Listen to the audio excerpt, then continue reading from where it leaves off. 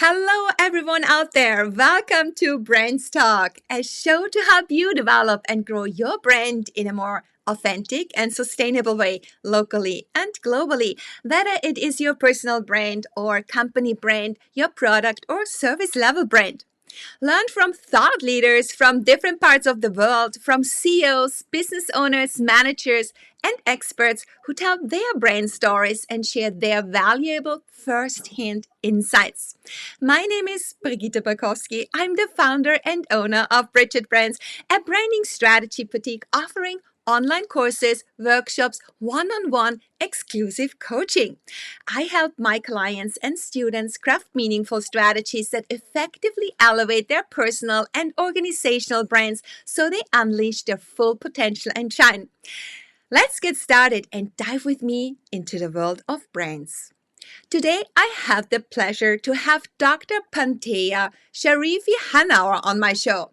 She's a board certified child neurologist who is a full time physician practicing evidence based medicine and is an entrepreneur and mother of two teen boys. She has various roles, recognitions, and accomplishments. She is an integral part of the world renowned pediatric neurology department at UCLA Medical Center, Mattel Children's Hospital, where she is recognized as one of the premier experts in the field of autism, epilepsy, and pediatric behavioral and neural developmental issues. She's also actively involved in teaching other professionals and residents and medical students.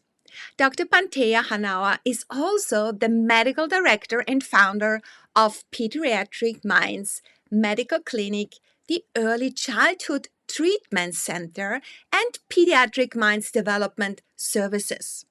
After years of researching, overcoming multiple bureaucratic obstacles, and pure persistence and passion, she founded these programs in 2011. Pediatric Minds is a unique program, first of its kind, that is an interdisciplinary clinic specializing in providing cutting edge evaluations and scientifically based treatments of the highest quality to children with autism or other neurodevelopmental disorders in a cohesive and integrated way. The program has cared for children with many different diagnoses, including emotional and behavioral challenges, developmental delays, autism, ADHD, cerebral palsy, and genetic disorders. So I warmly welcome Pantea Hannauer. Welcome to Brands Talk. Hi, Bridget. Thank you so much for having me. I'm so excited to be a part of this show.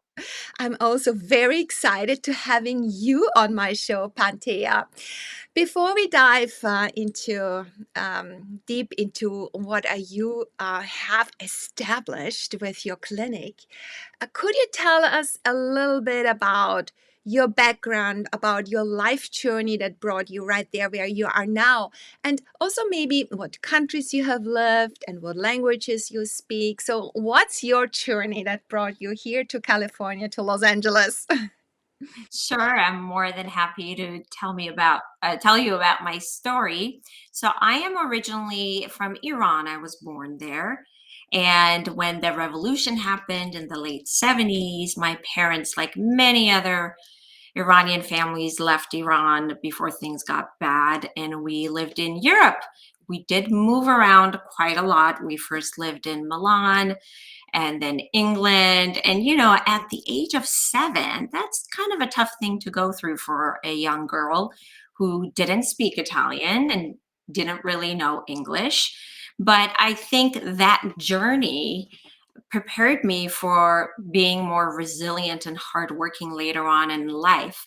For instance, in Italy, I learned Italian much more quickly than my parents. And so they would use me as their translator. So we would go to the embassy there. Whenever we would go to the doctor at the age of 8, by then, I would translate for them. Mm. So, going through adolescence, which by early middle school, I was in England, it's emotionally we go through so much during that age, that then to have the challenge of getting used to a new culture and a new language, I think really contributed to my ability to always push through and be resilient and work hard. So then we finally relocated to California, Los Angeles, in early middle school for me. And that's where we finally ended up staying, which was a reprieve. And it was a whole new culture I had to get used to. But fortunately, by then, my English was good. And through that process, I also learned that I wanted to be a leader. I wanted to make a difference. And early on, I developed a passion for medicine. And I knew early on I wanted to be a doctor because I've always liked to help. So that's how then I eventually went to college at UCLA, then went to medical school in Chicago, and then came back to UCLA to do my residency and training Mm. in neurology and pediatric neurology. Yeah, and you have stayed ever since at UCLA. You moved up the career ladder there. Yeah. And then, Okay. yeah, and then you also started your own clinic in 2011, it was, right? And Correct. it's called the Pediatric Minds Medical Clinic. So, can you tell us a little bit about your clinic and who your clients are and what exactly you're offering? Sure. I think what I would like to also share with you my journey of how I decided to even open up a clinic like that. So, when you go through when you make the commitment to be a doctor, you're taking the Hippocratic oath and you're committing to do everything you possibly can to care for your patients. And your first priority is the outcome and the well-being of your patients. So when I finished my training, going through medical school and through residency, and I first started practicing medicine, I was feeling very frustrated because I felt as though I was limited in how I can help my patients. So, Mm. especially in the field of child neurology, a lot of the ways you help the families and the patient themselves is by providing them with various therapies. So, there was a period where I would see these patients, I would say, okay, this is your diagnosis. You have autism, you have cerebral palsy. Please go and get all this help in this way or in this other manner for your child. Come back in 6 months and we will look at the progress. So then these parents would go and they would come back in 6 months and nothing had changed. So I started feeling very helpless and I Mm. didn't want to be someone who just diagnoses and then maybe just gives medicine. I wanted to offer more. So then I started doing research for a good 2 years. What can I do? How can I provide a better quality of care to these families? Because there is places out there, but a lot of them are poor quality. They don't have good enough training. They don't truly understand in a neurodevelopmental way the needs of the child. And so it literally, Bridget, it took me 2.5 years of constant research to find a way to Mhm. put together a program where it could be funded through healthcare insurance so that I could be available to much more families rather than just select few families. And to then do the work of how do I put this program together? So um, after that 2 years of research and getting some loans from the bank and interviewing and using my connections to UCLA to get some high quality people, I was able to put together this program. Wow. And yeah, so we've been open Mhm, now since mhm, mhm, 2011. mhm. Yeah, so I love your story because you saw there is a need and you saw there is this gap. Yeah, nobody else could fill but you. So you Right, did everything that you could in order to, yeah, make it possible that these people that you had to send away to someone else, that you right. can help them. So there was this inner kind of urge. You were kind of Yes. following um, yeah, maybe some your big why. You have to do that. Right. There's a higher purpose that Yeah. needs to be achieved, right? For yourself, right? You had this vision of this clinic then at the end of the, Yes. yeah. Yeah. And so, how was that transformation? I mean, you're still part, a very integral part of UCLA, but you're also an entrepreneur. You started your own business. How was it for you? I mean, as a doctor, yeah, to add on all these entrepreneurial skills. I mean, what were the challenges and what was rather easy for you? So, how was that journey? Yes.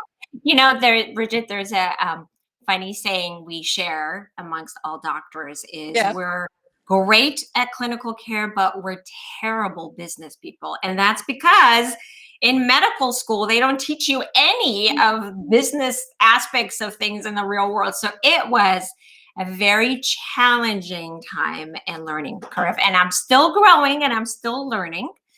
But I think, to go back to your question of, what was that drive for me? Mhm. The thing that drove me was what drives me on a day to day basis, what makes me feel happy and gives me satisfaction and gives me goosebumps is knowing I've been helpful to someone else, Yeah. knowing I've made someone else's life better or even easier. When you Mhm. have, let's say, a 5-year-old severely autistic child who's nonverbal and is aggressive, and parents are desperate, just having that child be able to sit and eat without getting up 10 times, or having the child to be able to fall asleep easily changes the quality of life for the entire family. So that has always been my drive. And being in an academic setting and having trained at UCLA, I've always had very high levels of expectations of the quality that needs to be provided. So, with that said, the piece that I really wasn't educated on and aware of that I really learned on the job was how do you how do you do human resources? How do you manage the interplay between your staff and your employees? How do you designate that organizational structure? So, I did initially have a very small consulting firm that guided me. Mhm. But because I was starting, very small in sort of an organic way, I couldn't really afford to keep them on.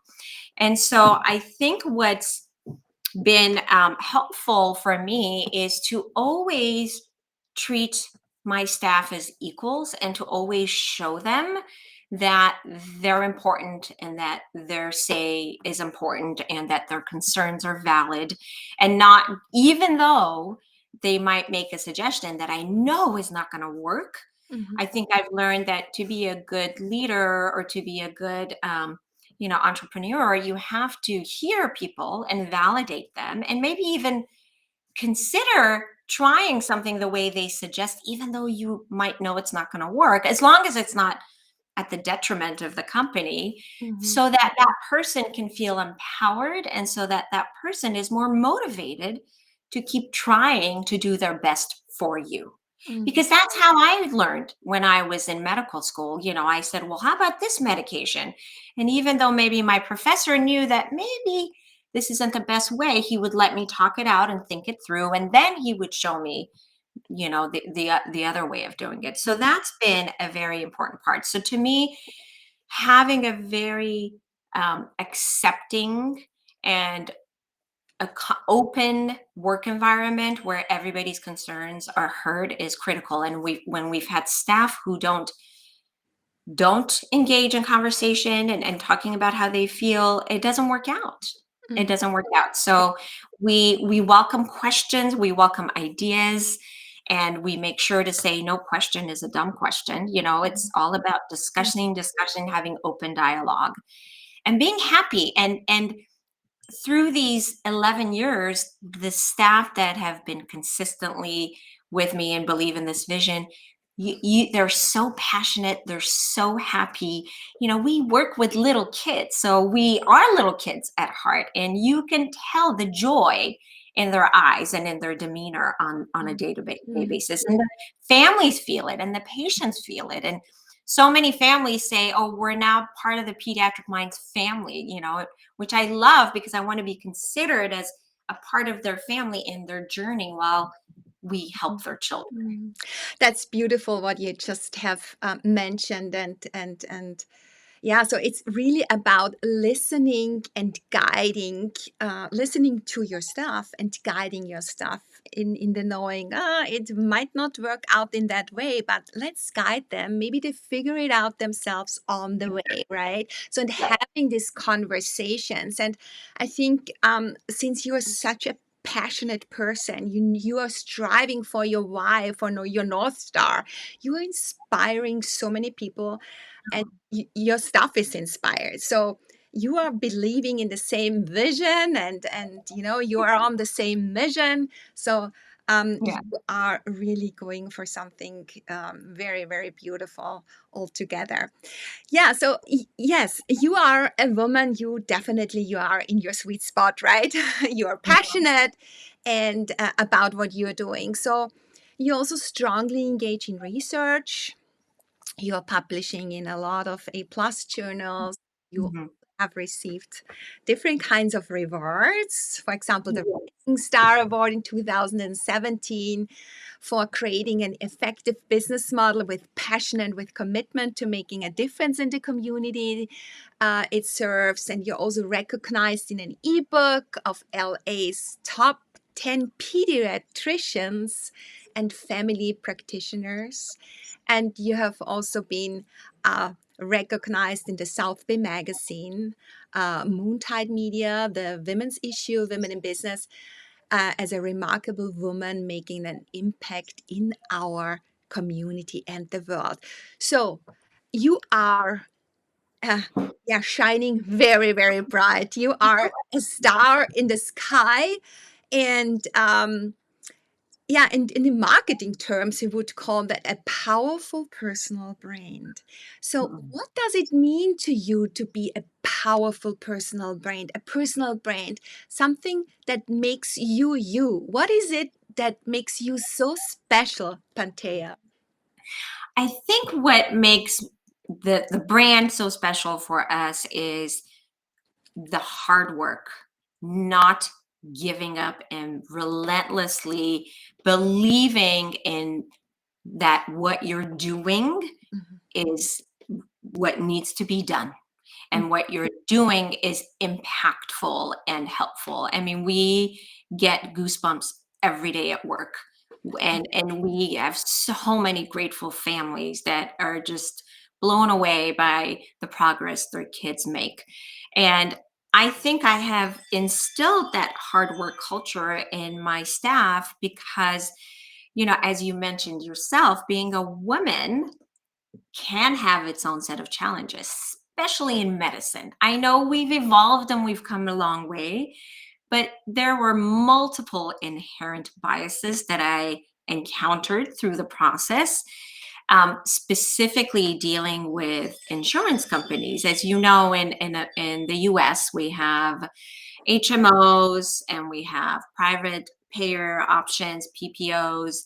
And it's not an automatic covered service to get funding to help these children. And so, whenever you want to go above and beyond, you have to get authorization. And there were countless um, dead ends that I encountered with getting authorization from insurance to the point where I would personally get on the phone with the medical director of Blue Cross of America or of the West Coast and challenge them, say, why don't you want to fund helping this 3-year-old?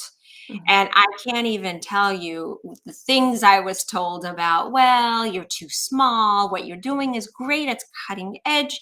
It's the way of the future. But maybe if you were bigger, maybe if you had 10 franchises, and I never took no for an answer. And every time they denied the coverage, the company hired a lawyer and would pay the lawyer to fight every single case all the way to the state. And 90% of the time, it would get turned over in our favor. And so gradually, I think the insurance plans realize that I'm not going to take no for an answer. I'm going to persist because ultimately what we're doing is in the patient's best interest. May not be the best interest for the insurance plans, but we will ultimately prevail and win.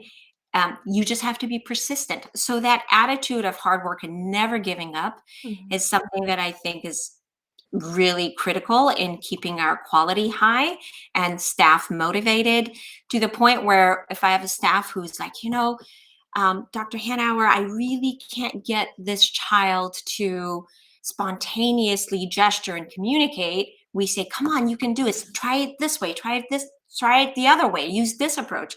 So that sort of pervasive, never give up and push the children to develop to their potential, I think comes from everything that we've done. And trust me, I'm still learning. I'm Yeah, still learning the we business are. side and the Yeah. clinical side. The more you know, the more you need to learn. Mhm. So I think what defines the brand is persistence, quality, and Mhm. passion and love. Mhm.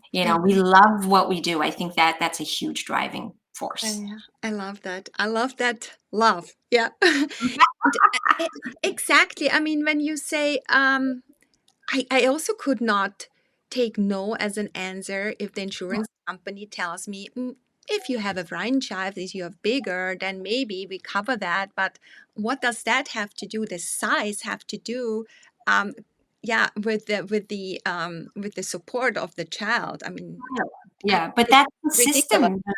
It's Yeah, it's all about the money, as yeah, people would tell you. yeah. I And love.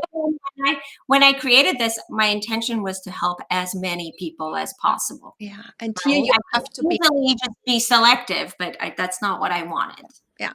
So here you need to make the difference. You have to be persistent and to push the boundaries that are out there as a woman. Yeah. So you Yep. stand up, you own your voice here. And I think that is great.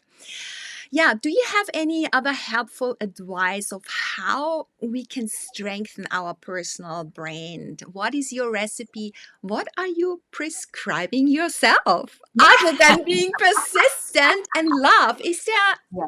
anything else that you would like to Yeah. mention? Sure. So the other thing that I think is critical is having a little bit of a balance in your life. If you are not happy personally, and if you don't have a way to excite yourself and give yourself downtime and stimulate yourself, then you're not going to be able to have that same level of dedication and passion with the big picture in mind, right? I mean, ultimately, at the end of the day, we all want to make a difference. We Mm, all want to contribute and we want to live a comfortable, happy life, right? One isn't worth it necessarily without the other, right? So I think for me, the key has been to have really good friends, a great family support system, and knowing to take a lot of breaks when needed. So go on a lot of short vacations, even a weekend away, and I feel strongly that that really energizes and empowers you. And I love having some girl time with my friends. I think all of those things give me the break that I need and center me and focus me again. And traveling and you know gaining new experiences and being stimulated in different ways, not just in the business or academic way. oh, wonderful. So I'm hunting for pieces of advice from you. That's one. So you're really following your vision with your medical clinic. You're living your why. So do you have some pieces of advice for, especially for women who want to start their own business, who have Yeah. the urge, yeah, to start it Yes. and to be the best? Do you have any advice for them? Yes. So I would say number one, um, have an idea of what you want to do. What is your ultimate vision? Have a clear vision. Don't talk about vagueness, but be very specific in your vision. Like, I want to run the best bakery in LA, not just something food related. I think number one, having a very clear vision of Mhm. what you want to do is the first step. Then you need to look around at modeled businesses or models of that business, to see that you look up to, that you're inspired by, to see how did they get there? Mhm. What did they do to get there? How were they set up? And then being open to getting advice, Mhm. talking to various other entrepreneurs or people in the related field about how did they do it? What was their experience? And I did all of that before I opened up my program. And it was interesting because some people would say, it's not going to necessarily work, but others would say, oh, I think it might work. So being able to then take all of that advice and meshing it, blending it in together, and going with your gut, your intuition as to what feels right for you, Mhm. what level feels right for you in terms of level of effort and level of commitment feels right to you.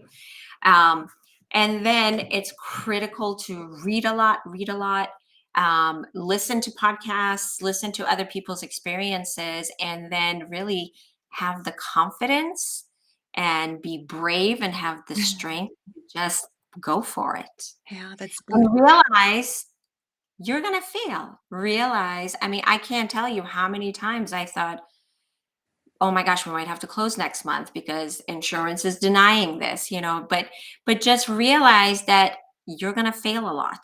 Mm. But every time you fail or every time you think you didn't do something good enough, you need to look at that as a way to learn and to say, okay, I see what happened here. And now let's change it and do it differently. And the other thing I think that's critical is knowing to delegate.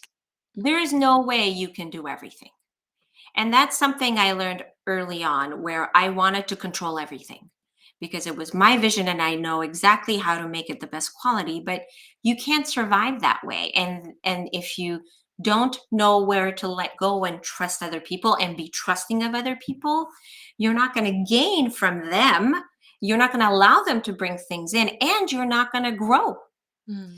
So delegating also and knowing that you can't do everything yourself I would say is a big thing to remember as more and more women are becoming entrepreneurs and venturing out, and absolutely never take no for an answer if you believe in what you're doing. Never ever.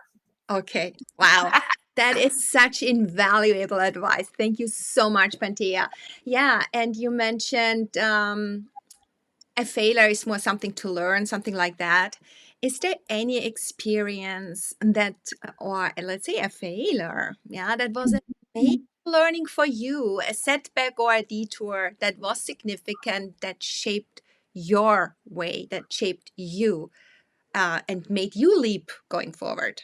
Right, right. Absolutely. I think there's always small steps along the way, knowing who to trust and who not to trust and who to believe and not to believe. um a specific I mean, gosh, there's so many. One. I think one of the biggest challenges was, when with one of the companies, we realized that we're not getting the reimbursements in order to keep the doors open from insurance. And we had to pull back and cut back on the staff, let go of staff. And that made me redesign how we are practicing to make it more efficient so that we're not cutting it so close, so we won't need to close if something like insurance refusing to pay us happens. So uh, there was a time where I met with my staff and I said, if we don't if you guys aren't able to work with the families more often or with the patients more often, then we're not going to get the funding and we're going to have to close. And so that the biggest lesson I think I learned was to share that information with the management team, not to shield them from it. Like if they don't realize, you know, how things flow, then they won't know to step it up. Yeah. So that to me was probably the biggest lesson. And since then I've included my senior management, but also my senior clinicians, to the point where now they say, "Oh, Dr. H, we realize we were down a couple of patients. Can Let's increase it for 2 months to make up for those months." So if you don't include them, I mean, you don't have to include them in all the details of the finances, but they need to understand Mhm. how things flow. If you don't include them, then they're not going to know to sacrifice and maybe work a little harder for 2 months so that they can relax 2 months later. So I think that was one of the biggest lessons I've learned, was to include the staff more on some of the ups and downs of the business side of things. Wow, that's a great learning. Yeah, perfect. Thank you, Pantea, sharing that with us. We are almost at the end now, and I would like to do a quick word wrap with you. Okay. Yeah, are you ready? Yes. Okay, good. So the first term would be children, Great. empowerment, Passion. women, Strong. Italy. Wine. I know you love Italy, so I had to include it. I love it. And brands. Brands. The best. The best. Something to strive for. Good. Pantia, if someone wants to get in touch with you, where do they find you? Absolutely. We have our website at pediatricminds.com. You can send me an email through the website. You can also connect with me through the UCLA system. My email is on there too. But you can also call the clinic, and our phone number is on the website, and just leave a message. Email, calling, either one works. Email's preferred. Mhm. But yeah, I'm more than happy to talk to anyone and help inspire people, because there's so much we can be doing to help people and grow ourselves Oh, and be successful. beautiful. Pantia, thank you so much for being with us today here on Friends Talk Live. And it was really a pleasure having you.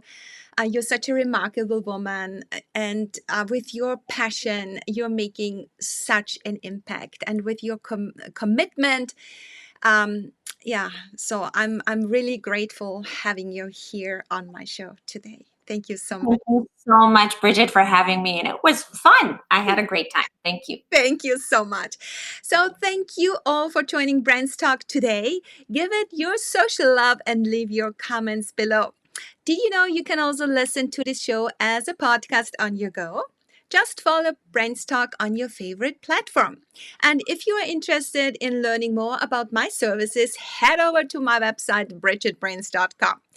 I hope you will join me again when we dive into the world of brains, live or by having me in your earbuds, walking that talk.